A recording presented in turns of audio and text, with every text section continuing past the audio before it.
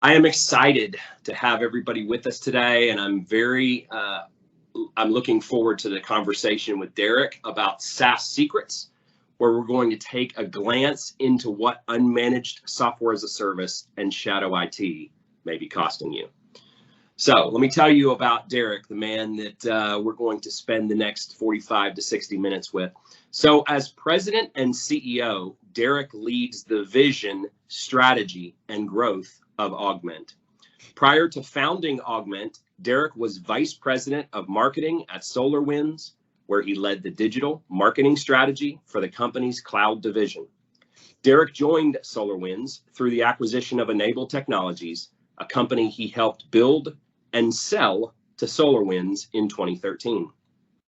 Derik has been working in the channel in a senior leadership role for over 20 years, having been through the IPO process and several acquisitions. Now, I've grown to really appreciate Derik, and after doing research and learning more about him, I recognize now that he follows only the best. You see, his favorite Michael Scott quote from The Office is, "Would I rather be feared or loved? Easy, both. I want people to be afraid of how much they love me." So he's obviously getting his insight from the why. All right, and so a little bit about me. I am Ted Klauser. I'm president and CEO of PCA Technology Solutions. I have been doing technology for a long time, where I grew up in rural Pennsylvania, but I've been in Little Rock since 1996 when I joined a company called PC Assistance. And then my wife, Stephanie, and I purchased this business in 2018 and rebranded to PCA Technology Solutions. So I do want to have a reminder, just if you have questions during today's presentation, please use the chat feature within Teams. We're going to monitor it, and then we'll have the Q&A at the end. But certainly if there's something relevant, be sure to jump in. We will be watching that. All right, so why are we here today? And part of it is that I wanted to throw this quote up here that I have really made public, or beginning to make public about, and it is, I recommend Augment to our clients because they are I want to stress, the platform for SaaS and security management. One of the missions at PCA Technology Solutions is we partner with the best of the best. And so Augment is that company. So Derik, I want to just start right in with some conversation. Are you ready? I'm ready. All right. Well, this slide here has so much rich information on it. And as we start to look through these things, I want you to just first tell me, what is SaaS? Yeah, it's a great point, Ted. We certainly as vendors, we tend to gravitate towards these acronyms. We take comfort in relabeling everything as an acronym, and SaaS is definitely one of those acronyms that everybody uses. Basically, it means software as a service, which is really, any software that is consumed in the cloud online and paid for on a reoccurring model. So this is, think of it as QuickBooks, think of it as Salesforce, anything that you consume online and that you pay for monthly rather than buying it up front, the old traditional software model. Wasn't that just the cloud? It is. And it's funny because, we use SaaS and cloud or cloud application interchangeably. And at the end of the day, you could substitute everywhere in here SaaS to cloud application, and it would be just the same. But for us, it's, really what we're talking about is this technology that's been around probably for 10 plus years now, where people have stopped buying software, CDs that you used to buy at the, at retail location, for example.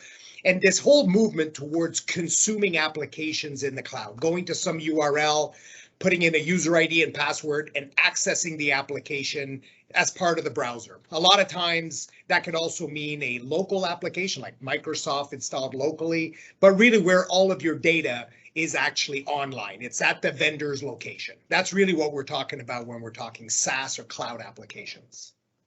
Well, tell me a little bit about how Augment came about. I mean, you saw a need, and that's part of why we're here today. We're going to talk about that need and help cast the vision of why everybody on this call needs to be aware of this. But what prompted you to begin to start the Augment story? It's funny because it's, all stories usually start with necessity. We were a software vendor for a very long time, since, early 2000. And we saw in our own business a shift away from having servers and applications installed locally, in our server room.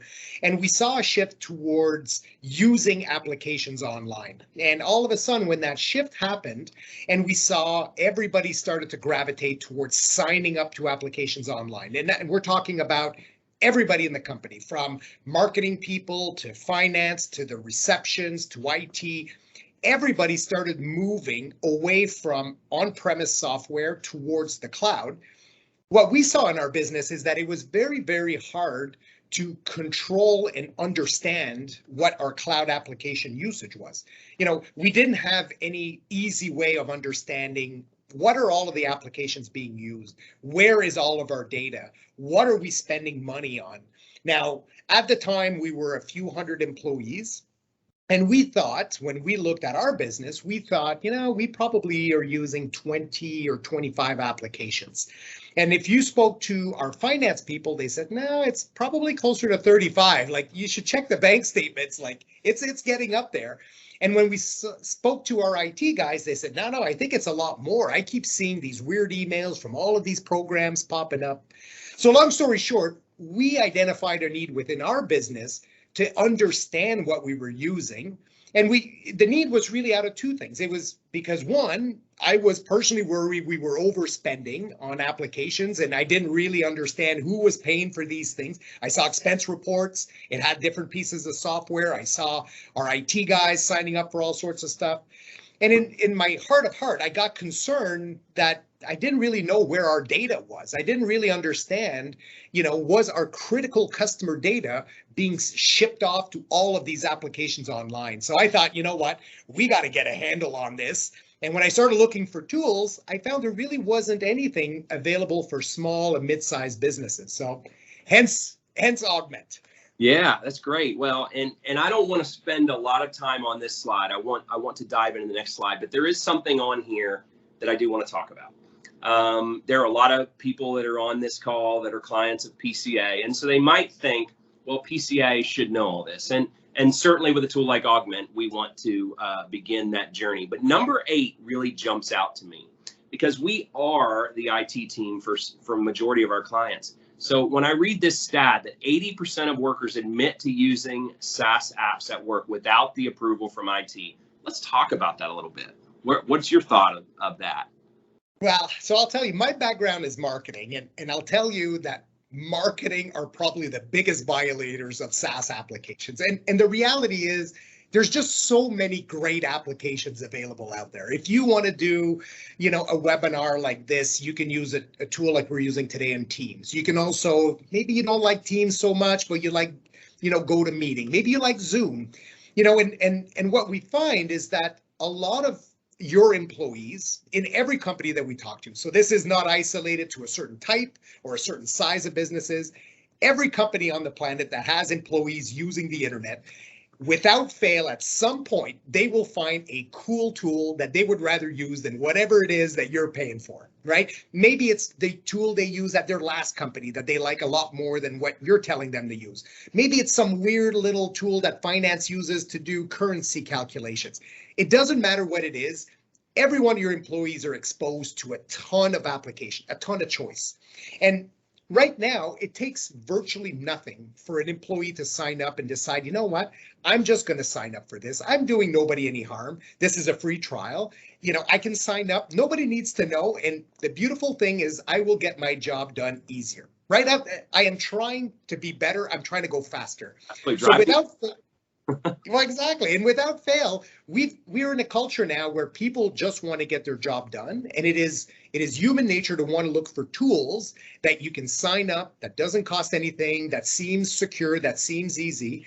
And what we find is a lot of the employees, and they're not trying to be malicious, but most employees will find a way to get their job done using a tool online. So whenever we do one of these audits and we look for it, it's staggering how many more applications is being used than what people think. So that, by definition, sounds to me like what shadow IT would be, right there.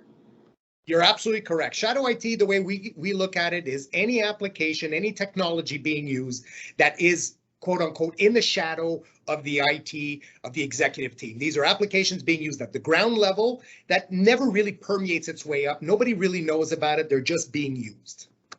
Wow. So let's hone in on 2, 3, and 4 on this list. All right. So yeah.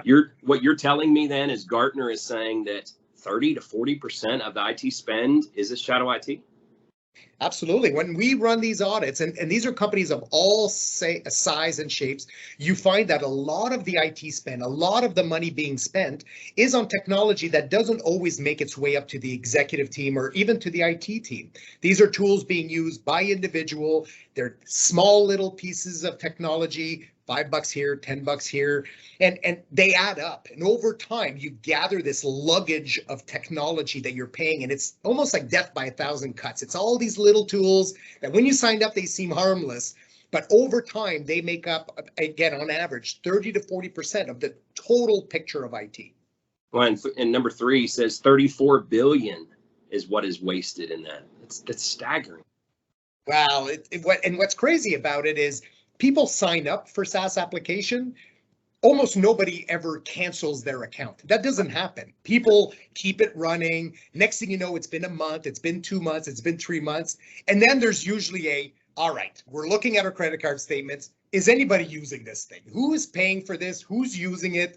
And then you find out that it was either somebody that left, it was a contractor that came in, it was something that was helpful for a few times, but anybody that's ever tried to sign up for a SaaS application, signing up is the easiest part. Canceling, it's like impossible. It's like a mystery. There's no cancel button anywhere. That's so true. I literally just had to do that this past weekend. I'm like, I can't do it. Yeah, it's impossible. So that then comes into the security risk, right? You know, when security, the very first thing that I try to talk to people about is you have to know your assets. So in order for us to secure your environment from a hardware and software perspective, we must know what we're up against. So as we see this number in 33% of those security attacks are going to be on shadow IT. Your tool is really leveraging understanding what those assets are in the first place, right? Well, absolutely. You know, the way we say it is you really are never going to secure things that you're not aware of. And you know, most of the time, what happens is these applications, a lot of them are designed for sharing files, for hosting customer information. They're meant to host information. And so if you are a malicious actor and you're trying to either steal some data, access applications, you know, shadow IT is the easiest part because most people are not looking at it. So these are applications that your employees are signing up to, and they're usually applications where they use the same user ID and password that they use everywhere else on the network. And when you hear about a breach for something as simple as MyFitnessPal, Fiverr, any of these applications, you hear about a breach, you're like, whew, I'm happy we weren't using that.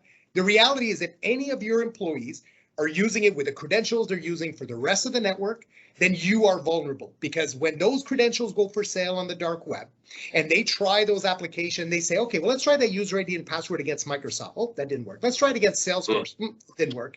Let's try it against QuickBooks. My God, I'm in. And now that's where the problem occurs. So it's this need to protect the data within those SaaS applications. And the reality is, if you don't know that you're using it, or your customers are using it, or your employees are using it, you're, you know, completely vulnerable to any type of attack that happens because you're not even aware to look for it.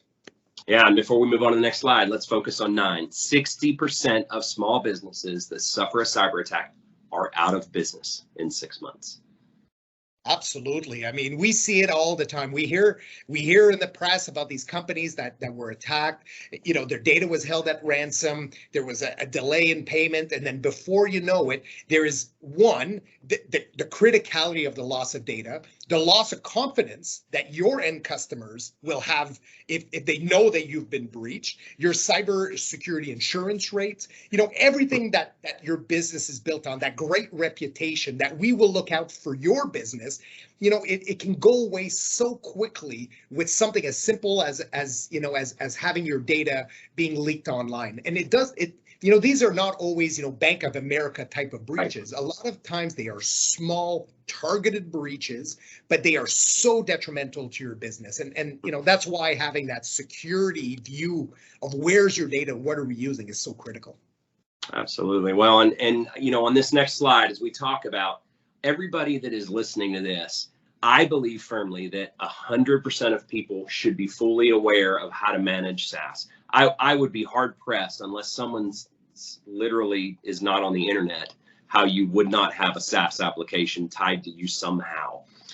So everybody should be listening, and I appreciate, again, those that have taken time out. But you have a quote here: the skyrocketing use of SaaS, the implications of shadow IT, and the rapid rise of remote working, which we know over the past 24 months has skyrocketed, has created a massive challenge to small to mid-sized businesses. So let's just dive right into the landscape and talk to me, if you would, Derik, about SaaS sprawl. Yeah, so are you correct words, by the way, or are these like Derik, or are you getting your advice again from Michael Scott? Michael Scott drives a lot of what I hope not to do. But we talk, it's funny because we talk really about SaaS sprawl and shadow IT. Shadow IT, we really look at it from a security perspective and the ability to shine a light and gain that visibility. Too many people, look at security as I don't want to see it, I don't want to hear it. If I pretend like it doesn't exist, I think I'm fine. And the reality is that may have worked 10 years ago, but today you need the visibility, whether you're willing to accept, the consequences of like, how much are we using? You need to understand. SaaS sprawl is this sort of uncontrolled adoption of SaaS by companies, right? And what we see is this: most organizations make a conscious decision towards moving and adopting a cloud application, right? Very simply, whether you're using Microsoft, whether you're using QuickBooks, you make a decision that we're going to stop using the on-premise and we're going to go towards the cloud. And then what happens is that most organizations at the beginning have a very strong handle. We use 5 applications, we use 10 applications, we have a good strong handle on them. Everybody rallies around those applications. We really like what we're using. But without fail, what we see is that this sprawl, this massive uncontrolled adoption, it just keeps widening and widening and widening. And because, one, the application themselves usually make themselves very easy to integrate. So if you're using QuickBooks, you'll see all these integration. Would you like to integrate to this? Would you like to integrate to Mint? Would you like? And so they make it easy for you to go off and just keep adding another one. Just add another one. You'll add much more functionality. And so when we run our audits, what we find is at the beginning of the adoption of SaaS, it's a handful of very controlled application. And then you look at it month over month, and it just keeps growing and growing and growing. And SaaS sprawl has implications, certainly from a security, but also from a cost and an optimization perspective. So, you see a ton of companies that use applications that are duplicate in nature. They use Slack and Teams. They use 2 different video conferencing. They use 2 different emailing systems. They use a database over here, but they use something kind of similar over there. That's when we talk about the sprawl, is that it's this ever-growing number of applications. It just gets big and big and big. And at some point, it almost becomes unruly because you have so many applications and you've let it sort of go for so long. Mm-hmm. Well, Zach had put a question in the chat: is there true fill for SaaS? And then he said that was in response to y'all saying that the subscriptions build up and people forget to cancel them. Yeah, so I'm not familiar with true fill. So Ted, by true fill, is that? Oh, I think it's true bill. Oh, true bill. Oh, okay. Oh, okay. Appreciate the assist, Bryant. Thank you, Brian. There are, certainly a lot of applications for trying to control spend when it comes to SaaS. But again, what I will say is that you're always in that double-edged sword, which is you can control and control the billing around those known applications, what you're using. But the minute you start using, those shadow IT, those extra applications, as we know, every application starts off for free, and then before you know it, then there's a billing that starts, and then it just starts to add up. So again, that visibility is the first part to controlling the security and controlling the cost aspect of it. And I'd say the other thing that's also very interesting is not always not knowing what you're paying for, because listen, we're all incredibly smart business people here. We know what we're paying for. We're not Fortune, 500 companies where you're like, I don't know, it's just billions of dollars. We know what we're paying for. The problem is, do you know if the employees are using what you're paying for? Because there is a bit of a SaaS honeymoon that happens usually at the beginning. We're going to implement this new technology. Everybody's going to use it. Everybody loves it. Everybody needs a license. Everybody wants it.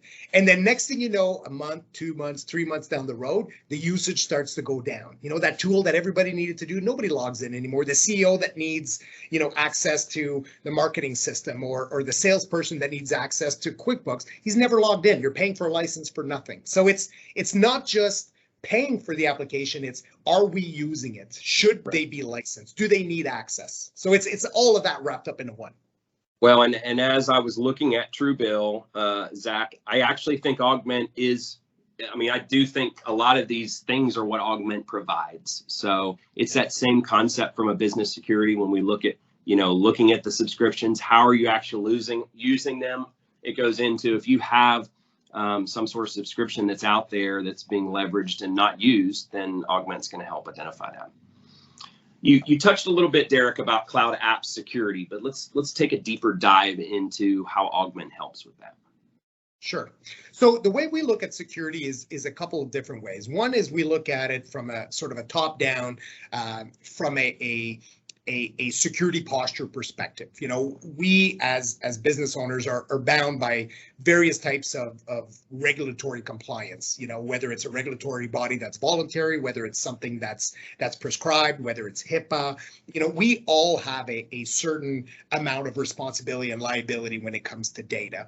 And so much of that, those regulatory bodies, those security frameworks are all about visibility, right? Number one is you need to have a system of record of who are our vendors, who are the vendors we use, what are the applications we use. We need to have a definitive list. It can't be a partial list. It can't be I think 5 or 6, but we're not quite sure. It needs to be the full list of who you're using. That's number one.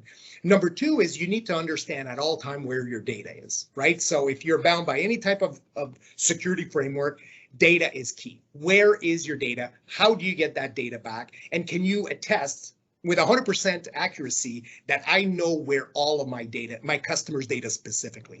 Now, God forbid if you're bound by any type of a HIPAA or PCI, anything around data, credit card, personal information, having your data in some weird system because one of your employees decided, I want to do an email to my customers, or I'm using this tool to do some reporting and dashboarding.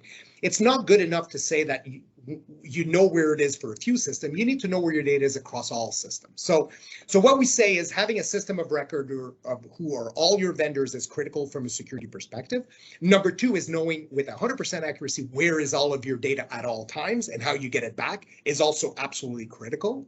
And then number three is, are you using the right applications for the right job? And really what we're talking about there is, are the applications you're using the right secure applications? Do they have the security controls? Like, does it have MFA? Does it have, certain level of password complexity?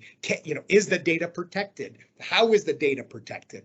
And so again, so much of that security, those regulation and those policies are around the visibility, right? And we see it all the time. We see skyrocketing cybersecurity insurance premiums. We see people being denied cybersecurity insurance because of poor security. That is just a reality that in order to be truly secure, for your data to be secure, for your customers to be secured, you need to have those policies. You need to have that control. And so what we basically do is with guys like PCA, it's all about trying to create a framework for PCA's customers so that they have, that level of visibility. They have that level of comfort that regardless of what the employees do, exactly what's happening. Absolutely. Well, and there's a history here with PCA and Augment. I remember probably 3 or 4 years ago, Gavin had reached out to me and said, do you have a way to manage shadow IT? And do you have a way to manage software as a service? And I said, not really. And so we began to have those discussions, and I was fortunate to really be a part of looking at this closely in the forefront, because I want us to be able to help our clients see into the future. I want us to prepare for where we're going. And so there's no doubt, I just posted today on LinkedIn, I think the number was 73% of businesses anticipate going to all software as a service models. We are in the OpEx society instead of a CapEx. It's much better to spend at this point. And let's be honest, internet is reliable. I am here, I'm not in Little Rock, I'm traveling for a conference, but I'm able to conduct business. And we live in a world now where we cannot be isolated to brick and mortar. So it's here to stay. So how do we get a handle on it? So Derik, tell me a little bit specifically about Augment. We know that Zach has brought up that there's some solutions personally, but from a business perspective, tell me about Augment and how it works to help customers figure this out. Yeah, so that's a great question. So the first thing that we do with Augment, whether we're talking to an MSP or an MSP's customer, our solution was designed for the ground up to help people like PCA be able to provide that visibility and security for their customers, right? We are 100% focused on that model. That is the model that we go to market with. We partner with people like PCA so that we can all add value down the line to the end customer. Right. So our product, the first thing it does is it does a discovery. So the product is called Augment Discover. And really what it does is it helps give you as an end customer complete visibility as to what's being used. So this is everything being done by your employees online with regards to SaaS. So it is a full discovery of all of the applications your employees are using, whether they're accessing it through a browser, so whether they're opening up Firefox or Chrome, or they're using it through a little desktop icon. We don't care what it is, it will give you that full visibility, that full 360 view. But it goes beyond just telling you like, oh, here's a big list. It's a big list that we basically will massage to give you a lot of visibility onto the apps themselves. So we will say, here's the application. It's called QuickBooks. It is an accounting application. It is pre-configured or pre-labeled as a medium risk application because it stores sensitive information. Here's the information of where you can learn more about it. Here's where you can learn about the terms and condition, the EULAs, and so on. We map that usage to the employees. So again, for us, the key is not just to give you a big list of, oh, here's everything we're using. It's to tell you in your organization, who are the individuals using these applications? And is the usage going up? Is it going down? Was it a random use? So they used it once 2 weeks ago, or is this something they're using every day? So that visibility, that report that you get is really your SaaS audit. It is that complete view. Now, the way we usually do it is we usually ask, yourselves as a customer, we'll say, all right, how many applications do you guys think you're using? Give me a ballpark. And usually it's like, well, we use 11. I pay the credit card. We use 11. I know it's 11, maybe 12. And the information is always shocking. It is always double the amount. And it's, some of the information is, okay, I didn't realize, but okay, that's not a big deal. That's fine. And then there are other applications where it's like, whoa. We thought we stopped using that 4 months ago. Why is Jenny or John still using it? Like, that's a red flag. So that is it, applications where you may want to investigate, why are they still using it? The other thing that you find out real quickly is that there are some real scary applications in use. And those tend to be applications that are centered around file sharing. So, a huge amount of Dropbox usage, a huge amount of box usage, anything that's file sharing, anything that is designed to hold customer information, those tend to raise a lot of red flags. So typically what most people will do is they'll use Augment Discover to do that discovery, to create a system of record of, all right, here's every application we're using, here's who's using it, and here's the frequency. Then the idea is to work with Ted and say, all right, like now that we've got this information, how do we together create a roadmap on how we're either going to stop using these applications? How are we going to start to curb the usage towards the right applications? So let's stop using Dropbox because we are a OneDrive organization. That's what we should be using.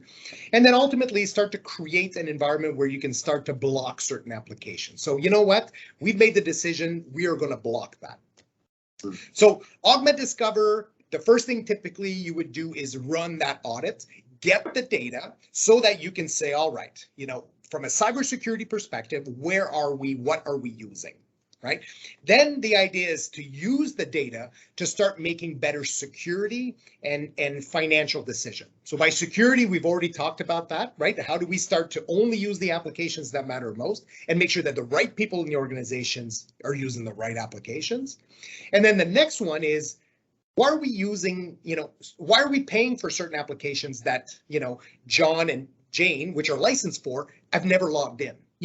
Here's a Salesforce license, for example, or a CRM license that, John said, oh, I'm going to use it every day. I need $100 license. This is, critical. And the guy's never logged in a month. Maybe there's a better use of resources. So again, unlike the Fuse bill, which will give you a lot of the, I can track what I'm paying for, this will give you the, are we using it? Who's using it? How many times a day have you used it? Who are your top users of your paid applications, and who are potentially your bottom users? At Augment, we do that all the time. Every month I sit down with our CFO, I run the report, I run the license count, and I say, all right, why are we still, licensing so-and-so? Last month they said they were going to start using, they're still not using it. We're getting rid of that license. Let's put some money back in my pocket. So security and a cost savings is really what you do with the Discover data. Beyond that, it really comes down to being able to manage applications like M365. So what usually matters most to organization, one of the most vulnerable application tends to be Microsoft. And so the goal of Augment Secure and Augment Engage is all about giving you the visibility into the applications that matter most. Are we secure? Are we, doing the right things? Do we have the right policies in place?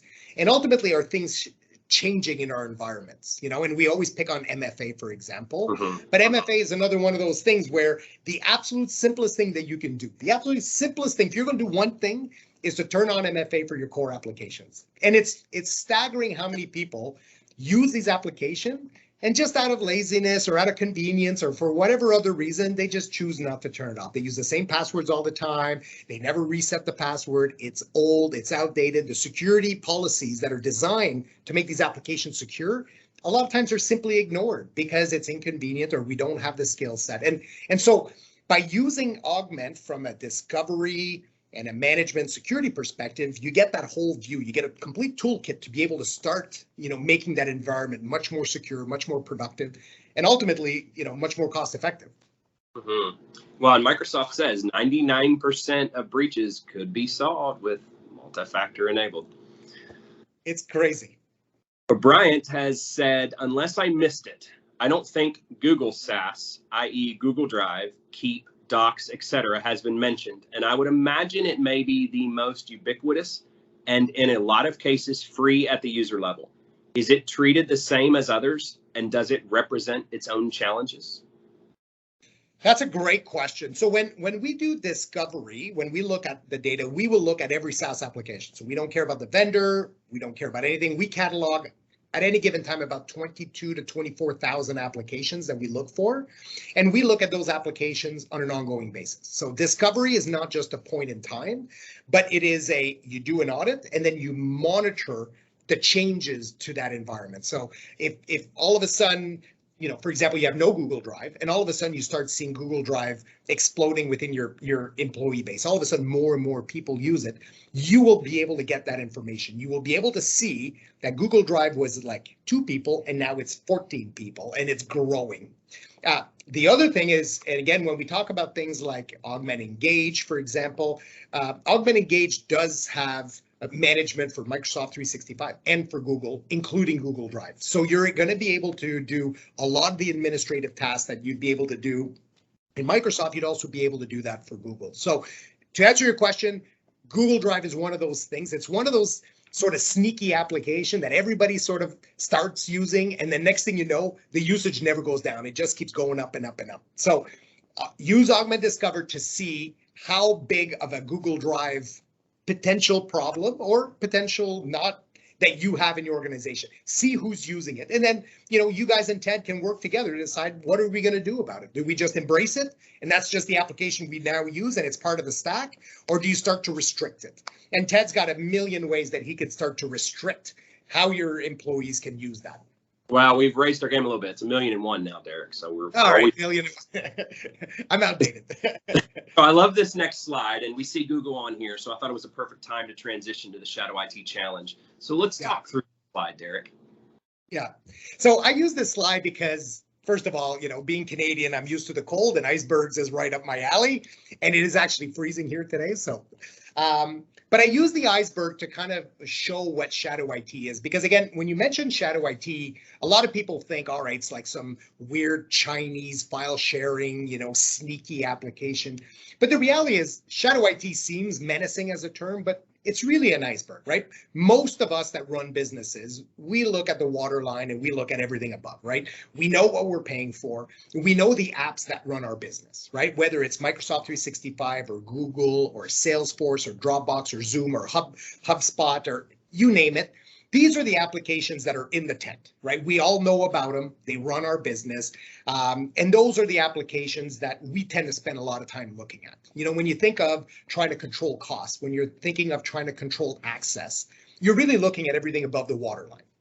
And so obviously, I'm not going to tell you a whole lot above the waterline other than who's using it and how much you're using it, right? I'm not going to tell you, hey, did you know you're using Zoom? You're going to be like, yeah, I know. That's how we run our business. Great. But what I will tell you is how many people are using it? How frequently? Are your licenses being used properly? Are you optimizing your license count, or should you be maybe moving licenses around and potentially saving some money?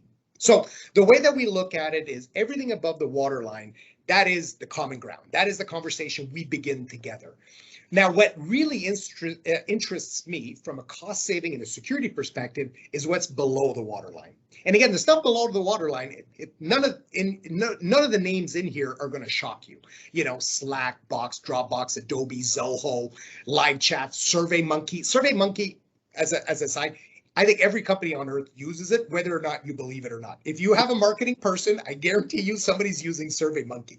SurveyMonkey, let's pick on that for a second. So if you have a marketing department, if you have somebody that does marketing, even if it's an agency on your behalf, they will sign you up for a SurveyMonkey account. SurveyMonkey, if you don't know, is a simple little web-based surveying tool. Super convenient, super easy to use. It's free, right? You never have to pay for it unless you're really looking to spend money. You can use the free version forever. But a product like SurveyMonkey is designed to host information, right? Information, who you send the survey to, what they respond, and it's got email addresses, it's got first name and last name, sometimes it's got mailing address, it's got a lot of data in there. Most of us, if I didn't tell you about it, probably think, no, we don't use that, like that's not for us. But what you discover is once you look below the waterline, you see every little tool, all of the nooks and cranny that your employees are using to get their job done. And a lot of us on the call are victims of it. I sign up to apps all the time. I'm testing application. I'm trying this. I'm trying that. Most of the time I forget the user ID and password. I never remember to get off of it. If I did load information in there, it's very hard to get the data out. Like you can't say erase all my data. Most of the time, once you sign up for an app and you load some data in there, it stays in there forever. Nobody knows what happens to it. So what we do is we look at the waterline. We tell you who's using the stuff above the waterline. Is it being used? Are those dollars that you're spending on those applications going to the right people, the right licenses? But more importantly, we tell you everything below the waterline and what the implication is of what's below. So it's the visibility below the iceberg. That's what usually will sink you. The stuff above, everybody looks at it all the time. Everybody is looking at Microsoft 365 every day. But when it comes to something like Trello or Monday.com or Survey.com, those are the applications that will ultimately sink you because those are the applications you may not be aware of. It hosts critical information. And again, when it comes to security, if you don't know that it's there, you're not protected. Such a great point. Well, so let's get real. Let's talk about, first off, that this bottom left thing here, the third of all employees say they have to go around IT policies to get the job done. That is, you talk about a mind-blowing thing. I mean, I know it's true, but it can't be true. We can't allow that to continue. We have to get that under control. It's so dangerous. Yeah, and so much of that is education too, right? And I always say, what's so scary about this is that most employees that look for those tools, they're not doing it to be malicious. Nobody is, on average, they're not saying, oh, I'm going to steal customer data. It's like, I keep getting asked to do a webinar. I keep getting asked to send out a survey. I've asked our IT guy. He's like, well, why don't you try using this tool? Why don't you try using that? And the reality is most employees, when they look for these tools, they're trying to get a job done. For all of us, they're trying to do their job. They're trying to please us by getting the job done. And then a lot of times it's, listen, I'm going to try to find the tools. I've asked IT, the guy's busy. He's pulling out his hair. He rolled his eyes. He says, why don't you use this? Why don't you use that? And I thought, what harm could it be? So education is a huge part, right, of why you should use the applications above the waterline. There's a reason for it. So education is always the foundation. But for us, we believe that a good amount of education followed by a lot of visibility, the two together is what makes a winning combination. Education alone, unfortunately, a lot of times it'll fall on deaf ears. Very true. Very true. And again, I appreciate you sharing your knowledge with our people here on this call today.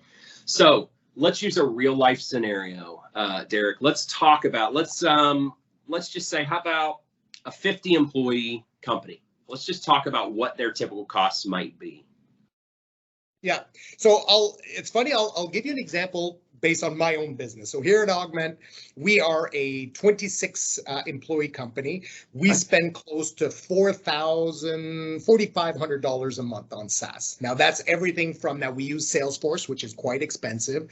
We use QuickBooks. We use Zoom. We have obviously the full Microsoft suite. We have Box and a bunch of other applications. And we'll spend close to $4,500. So, we've seen it for a 50-person shop. We've seen it go as high as $10,000 a month. We've seen it go as low as 6 or 7. It usually doesn't fall much below that unless you're in an industry that is not centered around, the web, right? But for companies like ours, knowledge worker that spend most of their days online, that is about the amount that we look at. Wow. And so let's talk about a scenario, not Augment, because I know you were perfect right out of the gate, but let's talk about maybe a use case where you have your solutions have been brought in. What are some things that have really just blown your mind that were found in ways organizations were able to say, hey, you have saved me. This was such a valuable, and then of course the security side too, but let's talk about dollars and cents. Yep. So the two areas where the savings come in, and I'll tell you, Ted, my business is no different. I fight the SaaS sprawl and the shadow IT all the time. But I will say that right out of the gate, there's two big areas of savings. One is around applications that are being paid for that are redundant, meaning that the level of usage just does not warrant what we pay for. So the first thing we look at is applications that are paid for with absolutely low usage. So, and when I say low usage, I'm talking, less than 10 visits a month. It's very, very little usage. So those are usually the easiest one to drop, right? And most of the time, push comes to shove when you ask the person that is supposed to be using that, saying, listen, you log into this thing twice a month. Like, you really need this? Most of the time, you'll find out that, hey, listen, no, I really don't. This is not critical to my business. I use it a lot, but the project changed, the work changed, the requirements changed. I don't use it anymore. So licenses that are basically being paid for that are underutilized is probably the first one for applications. The next one are reclaiming licenses for paid programs. So this is, again, CRMs, accounting systems. Another easy one, which is we pay for this system. We have 30 licenses. We're only using 22. There's 8 licenses where people have never logged in. So that was a big area of savings for us. And that's because we pay for a lot of Salesforce licenses. Those clock in at about $120 a month, $130 a month. We find that, again, there's this honeymoon where everybody wants a license of every application, and then it just tapers off. People just stop logging in. They just don't use it for day to day. And there's better ways for them to consume that application. Most of them don't need a full license. They just want to see a report, right? And the CEOs a lot of times don't need a full license of these line of business application. They just need the report. They want to see how things are going. They don't need to log in. So getting rid of applications that are underutilized is number one. Number two is reclaiming licenses for line of business applications. Adobe, some of those high-end products, not everybody needs a license.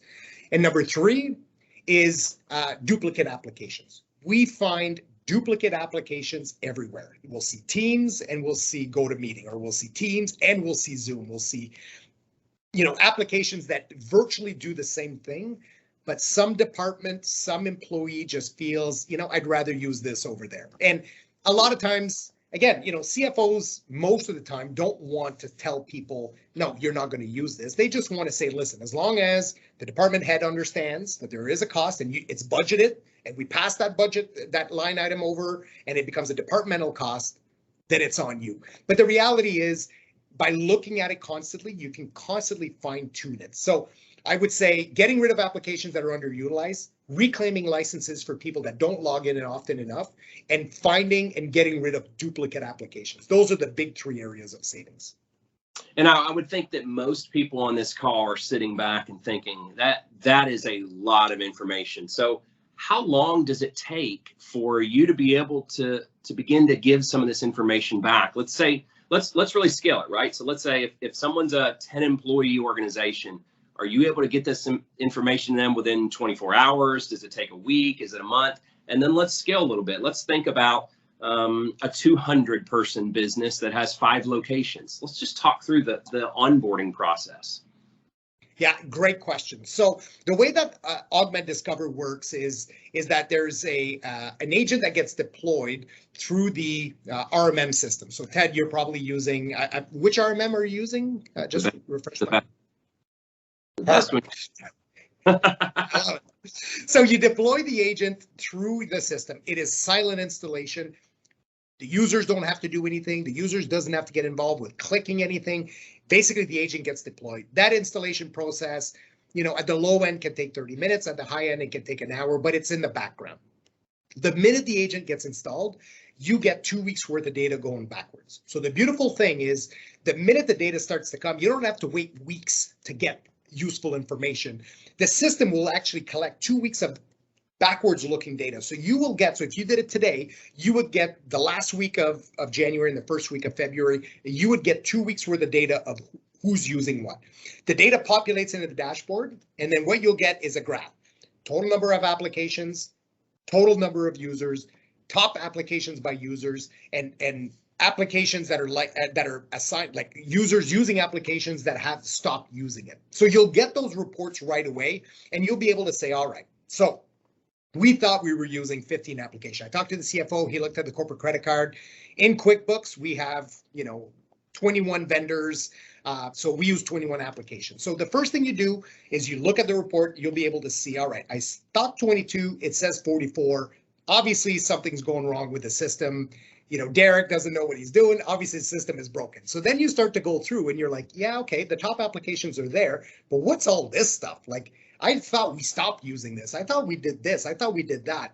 And very, very simply, you can start to drill in. So we thought we stopped using this. Who's still using it? These 3 people. What? Like, why did they log into this 2 weeks ago? I thought we got rid of this.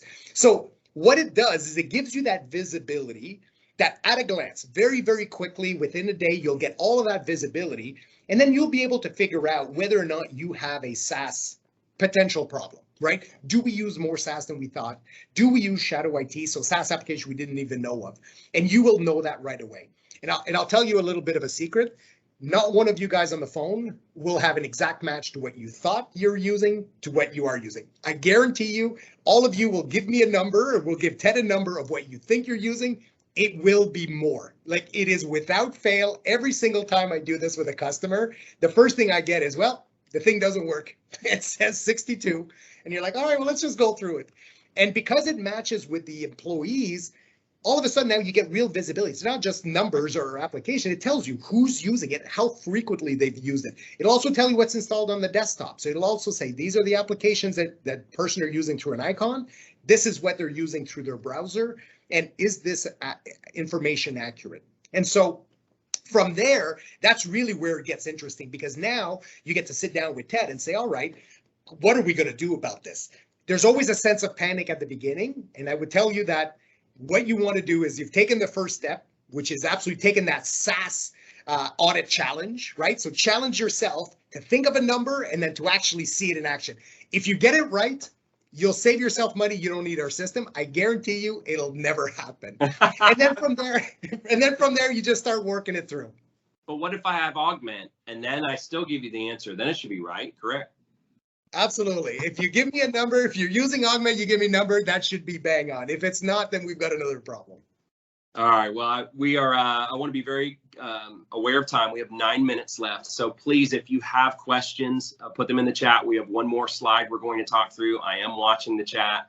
There are a couple other questions that have come in offline that I'll use. But if you have questions, please ask them. So let's talk about the security aspect of it. We've talked a lot about shadow IT. So is security a piece of the SaaS puzzle? We know it is. So elaborate just over these next couple of minutes of what you've seen personally and why you feel so passionate about it. Yeah, security is I would say that probably the number one motivator for most people to look at this. Certainly understanding, getting the visibility, being able to identify areas of cost savings is something that we as business owners do every day. I would say that security is really where the rubber meets the road, and it's the world we live in today. Cybersecurity is an absolute criticality. Everybody needs to be looking at how are they set up, what's their posture as a company, are we secured? And again, when you look at security 10, 15 years ago, really you had to look at the four walls of your office. Is our network secure? Are our servers secure? Can anybody hack in? Do we have firewalls? Are people using VPNs? That world has changed within the last 3 years, right? Ever since, COVID, the last 2 years, it's remote users working from home on God knows what network. They're using their own devices. They're doing whatever they want online.